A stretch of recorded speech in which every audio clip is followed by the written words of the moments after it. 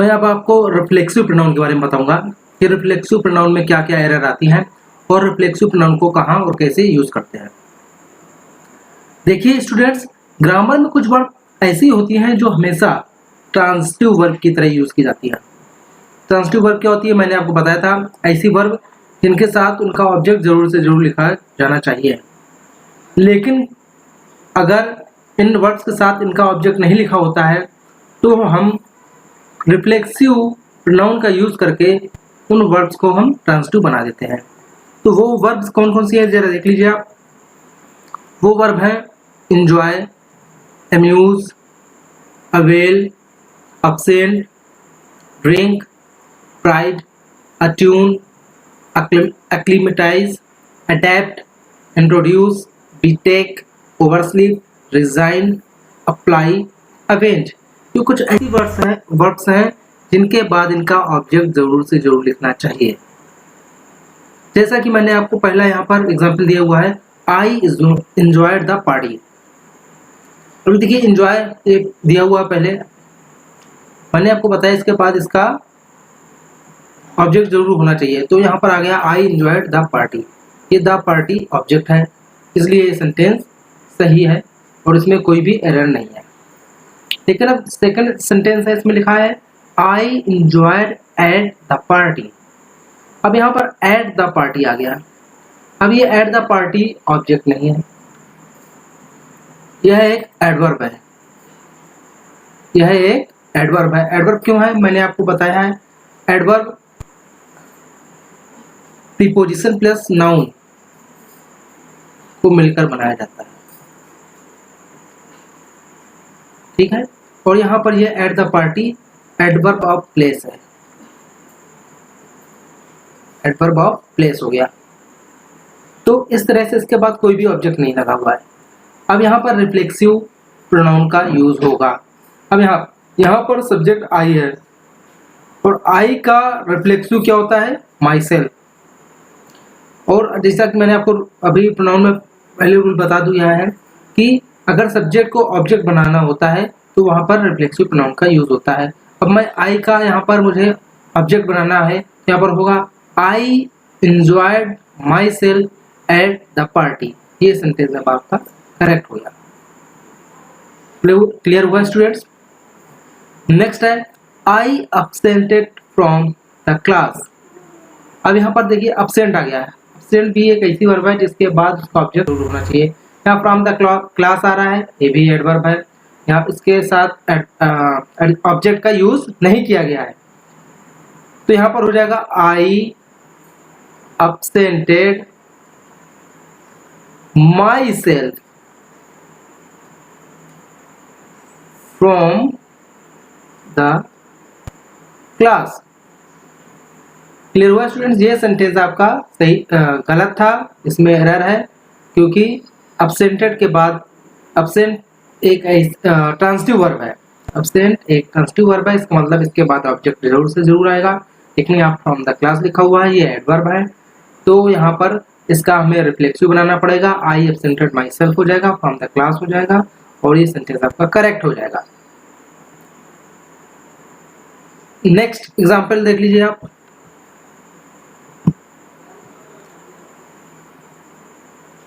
Indians easily adapt to the local circumstances।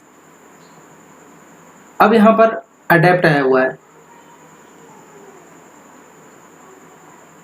तो यहाँ पर इसके साथ टू द लोकल सर्कमस्टांसेस है, ये भी यहाँ पर भी एडवर्ब का यूज हुआ है। तो उसको कैसे बनाएंगे, इसका भी यहाँ पर रिफ्लेक्सिव लगाएंगे। तो यहाँ पर हो जाएगा इंडियंस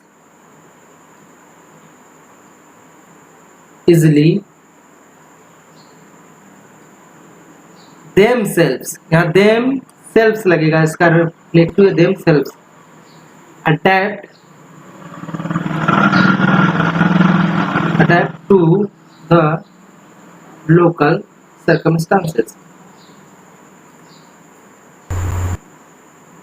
ये सेंटेंस आपका करेक्ट हो गया, ये सेंटेंस आपका रॉन्ग। इसमें एरर थी। एरर क्या थी, यहाँ पर कोई भी ऑब्जेक्ट नहीं लगा था और यहाँ पर अडेप्ट आया हुआ, अडेप्ट एक ट्रांसिटिव वर्ब है, इसके बाद ऑब्जेक्ट का होना जरूरी है। ये टू द लोकल सर्कमस्टांसेस ये ऑब्जेक्ट नहीं है, एक एडवर्ब है जो कि प्रीपोजिशन प्लस नाउन से मिलकर बना हुआ है, जो कि मैंने आपको बताया। लेकिन जैसा कि मैंने आपको बताया है कि हर रूल्स के साथ एक्सेप्शन भी साथ में चलते हैं, और इन एक्सेप्शंस को आपको बहुत ही सावधानी से और बहुत ही सावधानी से याद रखना है, क्योंकि ये बहुत महत्वपूर्ण होते हैं। अक्सर एग्जाम में वही एक्सेप्शन ही आ जाते हैं, क्योंकि रूल्स तो सभी पढ़ कर जाते हैं और एग्जाम में आ जाते हैं एक्सेप्शन, तो फिर स्टूडेंट को काफ़ी घबरा जाते हैं। तो मैं साथ में ही आपको एक्सेप्शंस के बारे में बताते हुए चल रहा हूँ। आपको जैसे कि मैंने बताया था, एग्जाम में एक्सेप्शन जरूर आते हैं, एक्सेप्शन आपको जरूर याद रखना है। तो देखिए एक्सेप्शन क्या है। एब्सेंट, यदि इस वर्ड का प्रयोग बी वर्ब के बाद एडजेक्टिव के रूप में कर दिया जाए तो इसके बाद रिफ्लेक्सिव प्रोनाउन नहीं लगाना चाहिए। जैसे कि मैंने आपको बताया था, एब्सेंट अगर आ जाए तो उसके बाद रिफ्लेक्सिव प्रोनाउन लगता है और वो ऑब्जेक्ट की तरह काम करता है। लेकिन अगर बी वर्ब आ जाए, यहाँ पर बी वर्ब आ रही है, ये हमारी बी वर्ब है, अगर बी वर्ब आ रही है इसके बाद एब्सेंट आ रहा है तो यह एडजेक्टिव की तरह काम करता है, और इसके बाद फिर यहाँ पर हमको रिफ्लेक्सिव प्रोनाउन ही लगाना होता है, और यह सेंटेंस फिर इस तरह सही हो जाता है। एम्फेटिक केस, प्रोनाउन के एम्फेटिक केस का यूज सब्जेक्ट के तुरंत बाद या सेंटेंस के अंत में कॉमा लगाकर किया जाता है। और एम्फेटिक केस जो होता है सेंटेंस में थोड़ा और जोर देने के लिए, जो हमारा सब्जेक्ट होता है सेंटेंस उसमें अगर थोड़ा में जोर देना हो, कोई बात अगर सब्जेक्ट को अगर जोर देकर रखनी है, अपनी बात को प्रभावकारी रूप में रखनी है, तो हम वहां पर एम्फेटिक केस का यूज करते हैं। जैसे कि एग्जांपल में दिया हुआ है, I myself gave your application to the principal. मैंने स्वयं ही, यहाँ पर है मैंने स्वयं ही, मतलब और यहाँ पर जोर दिया जा रहा है, मैंने स्वयं ही तुम्हारा एप्लीकेशन प्रिंसिपल को दिया हुआ है। तो यहाँ पर आ गया I myself gave your application to the principal. देखिए रिलेटिव प्रोनाउन की मैंने यहाँ एक लिस्ट बना दी है कि कौन सा रिलेटिव प्रोनाउन कहाँ और कब यूज किया जाता है। अगर कोई पर्सन आ रहा हो, इसके बाद रिलेटिव प्रोनाउन हमेशा हु का यूज करते हैं, इसके बाद हेल्पिंग वर्ब और मेन वर्ब आती है,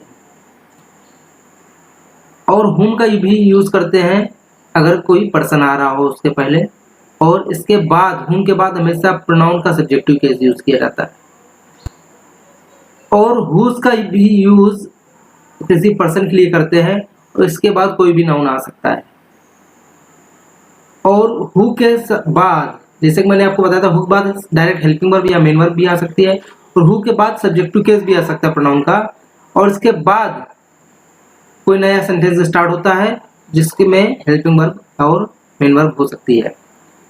तो आपने देखा कि हु, हुम, हुज, हु ये पर्सन के लिए यूज किए जाते हैं, और विच रिलेटिव प्रोनाउन है, ये नॉन लिविंग थिंग के साथ आता है, और इसके बाद कोई एनीथिंग कुछ भी यूज किया जा सकता है। रीजन अगर कहीं दिया हो, इसके साथ रिलेटिव प्रोनाउन वाई का यूज होता है। प्लेस के साथ रिलेटिव प्रोनाउन वेयर यूज होता है। टाइम के साथ व्हेन का यूज होता है। एक्शन के साथ हाउ का यूज होता है। मेन वर्ब अगर आ रही है शुरुआत में तो इसके बाद व्हाट का यूज होता है। प्लेस के साथ विच का यूज होता है। अभी मैंने आपको वहां बताया था प्लेस के साथ वेयर का यूज होता है, लेकिन प्लेस के साथ विच का भी यूज होता है।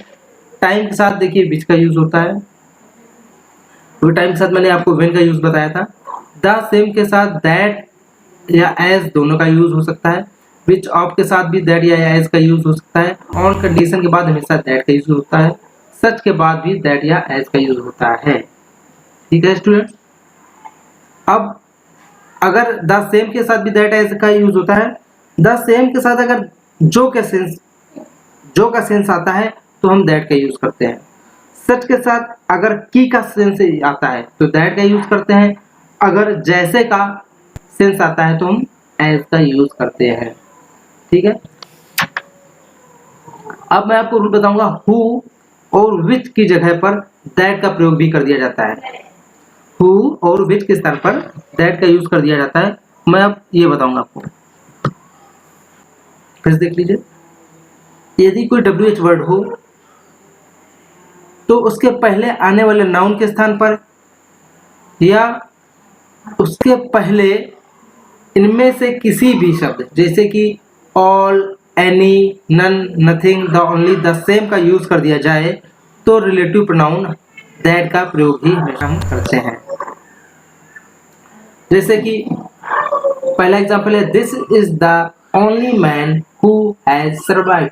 जैसा कि मैंने आपको बताया था अगर कोई पर्सन आ रहा हो तो उस पर्सन के बाद हमेशा हु इस रिलेटिव प्रोनाउन का यूज करते हैं। लेकिन अब मैंने आपको बताया है कि अगर ओनली, जैसे मैंने आपको यहाँ पर एग्जांपल दिया द ओनली अगर आ जाए किसी भी सेंटेंस में, इसके बाद जो रिलेटिव प्रोनाउन यूज होगा वहां वो दैट यूज होगा, हु यूज नहीं होगा, यहाँ पर यूज होगा दैट।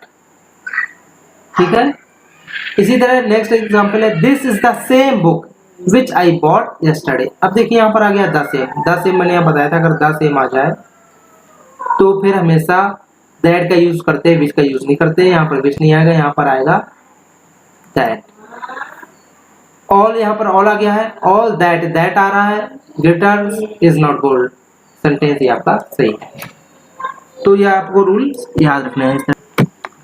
दूसरा इसमें रूल देख लीजिए, यदि WH वर्ड के पहले किन्हीं दो नाउन को एंड से जोड़ दिया जाए और वह दोनों नाउन आपस में डिफर हो तो इनके लिए हमेशा दैट का प्रयोग करते हैं। फिर समझ लीजिए, अगर WH वर्ड यानी कि रिलेटिव प्रोनाउन कहीं पर लगाना हो आपको और इसके पहले ऐसे दो नाउन आ रहे हो जो कि एंड से जुड़ रहे हो और दोनों नाउन आपस में अलग अलग हो, जैसे कि एग्जांपल में देख लीजिए the man and the horse. यहाँ पर दो नाउन है, द मैन है इधर है, एक तो ये पर्सन है, एंड द हॉर्स ये एक एनिमल है, उनको जोड़ा गया है एंड से। इसके बाद रिलेटिव प्रोनाउन हु यूज किया गया है जो कि गलत है। ठीक है। फिर देख लीजिए, अगर दो नाउन जो कि एंड से जोड़े गए हो और दोनों ही वो नाउन अलग अलग हो तो उसके बाद जो रिलेटिव प्रोनाउन यूज होगा वो दैट होगा, ना कि हु होगा। तो यहाँ पर दैट का यूज होगा और ये सेंटेंस आपका फिर सही हो जाएगा। नेक्स्ट है this is the tallest man that I have ever seen. अगर कोई सेंटेंस रिलेटिव प्रोनाउन से पहले कॉम्परेटिव या सुपरलेटिव डिग्री आ रही हो तो उसके बाद हमेशा दैट का यूज किया जाता है। जैसे यहाँ पर मैन लगा हुआ है, आपको एग्जाम में ऐसे ही कंफ्यूज किया जाएगा, यहाँ पर मैन लगा हुआ है और एग्जाम में दैट लग कर आएगा, आप कहेंगे यहाँ पर हु लगेगा, लेकिन यहाँ पर हु नहीं लगेगा, ये गलत हो जाएगा आपका। यहाँ पर दैट लगा हुआ है, ये सही है आपका। ठीक है स्टूडेंट्स, याद रखिए अगर किसी रिलेटिव प्रोनाउन से पहले कॉम्परेटिव डिग्री या सुपरलेटिव डिग्री के साथ नाउन आ रहा हो तो उसके साथ हमेशा दैट रिलेटिव प्रोनाउन का यूज करते हैं। ठीक है। नेक्स्ट रूल है, अगर कोई सेंटेंस इंट्रोगेटिव है तो उसके बाद हमेशा दैट रिलेटिव प्रोनाउन का यूज करेंगे। फिर देख लीजिए, अगर कोई सेंटेंस इंट्रोगेटिव है तो उसके बाद जो भी रिलेटिव प्रोनाउन होगा वहां पर दैट का यूज किया जाएगा। ठीक है। यहाँ पर बुक है, द बुक, इसके बाद विच लगा हुआ है, कंफ्यूज किया जा रहा है आपको, एग्जाम में ऐसे ही आएगा, इसलिए आपको कंफ्यूज नहीं होना है। यहाँ पर विच नहीं लगाया जाएगा, यहाँ पर दैट का यूज किया जाएगा और आपका सेंटेंस सही है। इस तरह देखिए यहाँ पर हु आ रहा है, इंट्रोगेटिव सेंटेंस है, यहाँ पर हु इज इट दैट, ये भी इंट्रोगेटिव सेंटेंस है, दैट आ रहा है, सेंटेंस सही है। तो स्टूडेंट्स मैंने आपको ये प्रोनाउन के रूल्स बता दिए जो कि बहुत ही इंटरेस्टिंग और मजेदार रूल्स है। आपको शायद एक साथ इतने रूल्स और अच्छे प्यारे रूल्स आपको ना मिले, तो आप मेरे इस वीडियो को जरूर से जरूर लाइक करें और हाँ सब्सक्राइब ना करें ताकि आपको मैं ऐसे और भी मजेदार और इंटरेस्टिंग रूल्स बताता रहूं।